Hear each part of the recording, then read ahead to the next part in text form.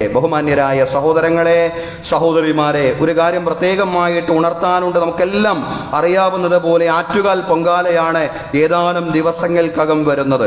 വേറൊരു വിശ്വാസവുമായി ബന്ധപ്പെട്ടതാകയാൽ അതിൻ്റെ ആചാരങ്ങളിലും ചടങ്ങുകളിലും നമ്മൾ പങ്കാളികളല്ല. പക്ഷേ കുറേ സഹോദരിമാരും കുട്ടികളും തിരുവനന്തപുരം നഗരത്തിലേക്ക് അതിഥികളായിട്ട് എത്തുന്ന സന്ദർഭമാണ്.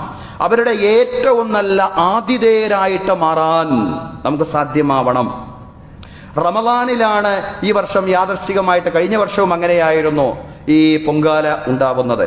ഏതായാലും റമദാനിൻ്റെതായ ഏറ്റവും നല്ല സന്തോഷത്തിൻ്റെ, സാഹോദര്യത്തിൻ്റെ, സ്നേഹത്തിൻ്റെ അനുഭവങ്ങൾ അവർക്ക് സമ്മാനിക്കുവാൻ, നമ്മുടെ സഹോദരിമാർക്കും അതുപോലെ തന്നെ അവരുടെ കുട്ടികൾക്കും സമ്മാനിക്കുവാൻ നമുക്ക് സാധ്യമാവണം. കുടിവെള്ളവും റമദാൻ വിഭവങ്ങളും എല്ലാം അവർക്ക് നാം സമ്മാനിക്കണം. അവർക്ക് വിശ്രമിക്കാൻ സൗകര്യം ചെയ്തു കൊടുക്കണം.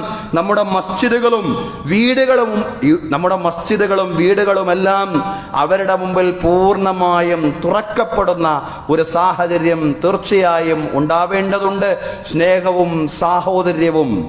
അതുകൊണ്ട് മാത്രമേ നമുക്ക് ലോകത്തും രാജ്യത്തും വളർന്നു വരുന്ന ഇസ്ലാമോഫോബിയയും വിദ്വേഷത്തെയും പ്രതിരോധിക്കാൻ സാധിക്കൂ എന്നുള്ള പൂർണ്ണമായിട്ടുള്ള ബോധ്യം നമുക്കുണ്ടാവണം. സഹോദരങ്ങളെ, അതിനുള്ള ആ ഒരു നമ്മുടെ സ്നേഹത്തിൻ്റെ, സാഹോദര്യത്തിൻ്റെ നല്ല നല്ല ആവിഷ്കാരത്തിലുള്ള സന്ദർഭമാണ് ഇതുപോലുള്ള സന്ദർഭങ്ങൾ എന്ന് പറയുന്നത്.